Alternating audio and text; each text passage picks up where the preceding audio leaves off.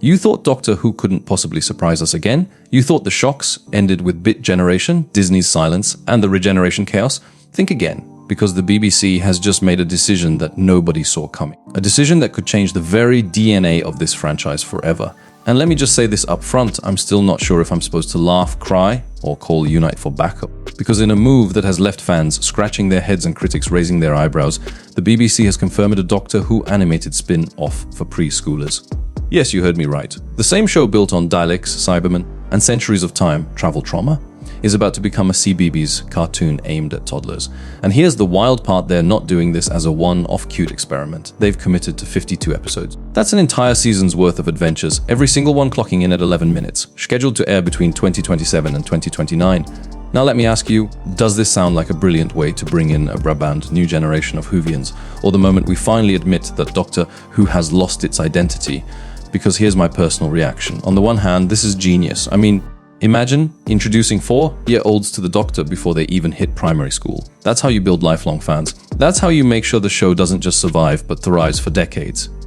But on the other hand, there's a creeping unease. If the BBC is busy planning Doctor Who Baby Hour, what does that say about the main show's confidence? What does that say about its future?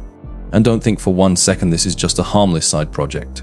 This is a statement, a signal, a hidden message about where the BBC wants the Whoniverse to go. And trust me when I say, once you start digging into the why behind this spin-off, the answers get a whole lot darker than you expect. But before we unpack the forbidden knowledge behind this move, let me ask you directly, would you actually watch a Doctor Who show designed for preschoolers? Seriously? Yes or no? Because I can already hear some of you typing furiously in the comments, and that's the beauty of this. It's divisive, it's controversial. It's the kind of thing that forces a fandom to pick a side. And while you're at it, make sure you subscribe to this channel right now, because I promise you, I'm going to break down every layer of this decision, reveal the secrets the BBC doesn't want you thinking about, and explore why this isn't just a spin-off, it's a warning.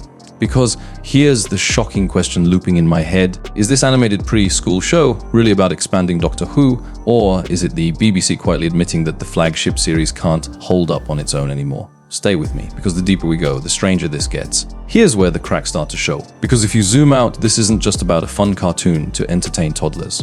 This is about Doctor Who's identity crisis. Think about it.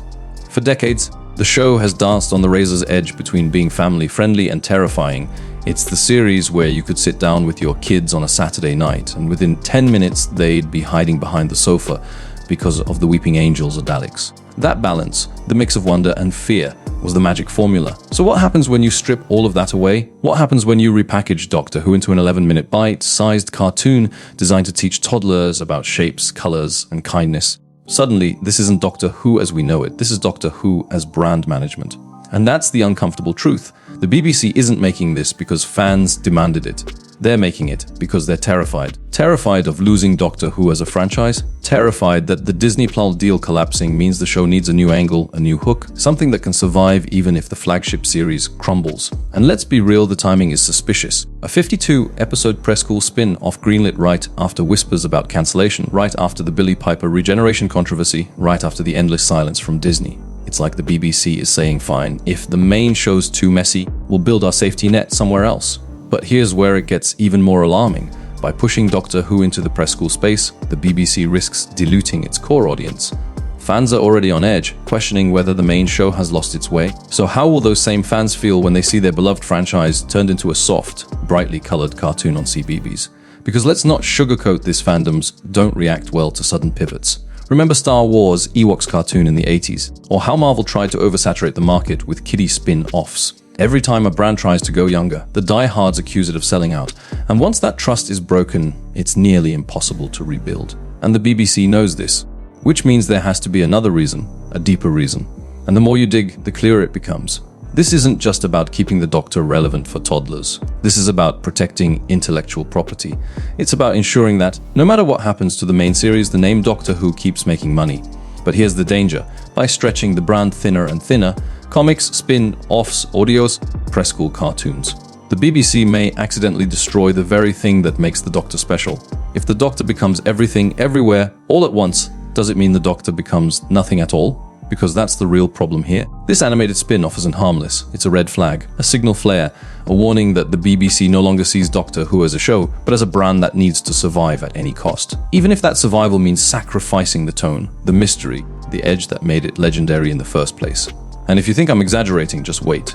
Because the next part of this story, the reveal, makes everything far stranger. The BBC's strategy for this cartoon ties directly into whispers about the main show's possible replacement. Yes, replacement. Stay with me, because next where we uncover the hidden truth.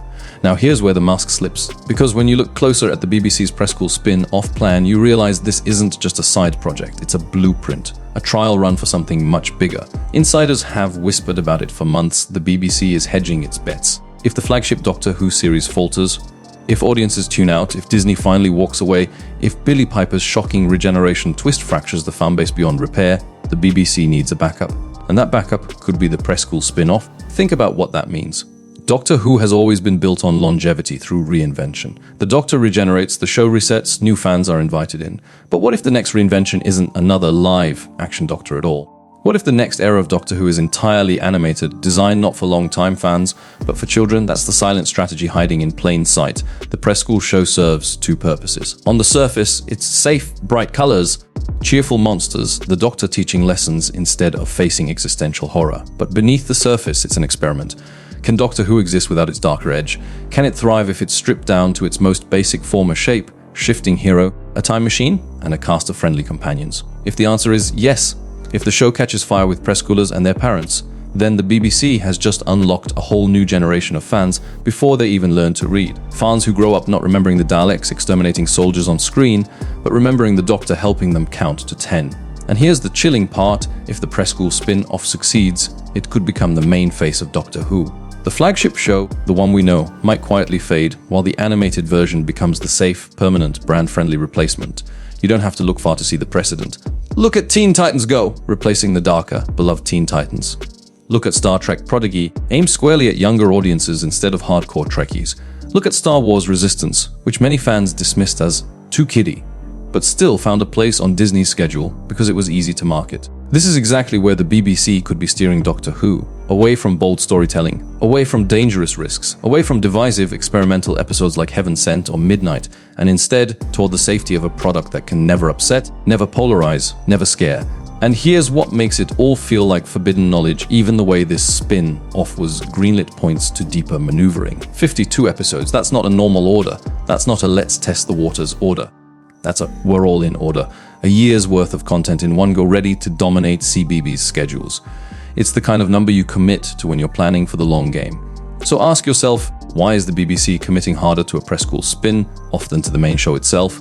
Why are they guaranteeing 52 animated episodes while refusing to confirm whether Doctor Who will even return for another full live-action season? The answer is simple and terrifying. This cartoon isn't just a side project, it's a lifeboat, a safety vessel for the Doctor Who brand. If the main show sinks, the BBC will already have a new version afloat, colorful and child-proofed, untouchable by the controversies of casting, ratings, or fan wars. And that means one thing: the Doctor, as we know them, may be quietly preparing for their own extinction event. But there's one final twist, one final layer to this forbidden plan, because the BBC isn't doing this alone. Someone else is pulling strings behind the scenes, and the identity of that partner changes everything you thought you knew.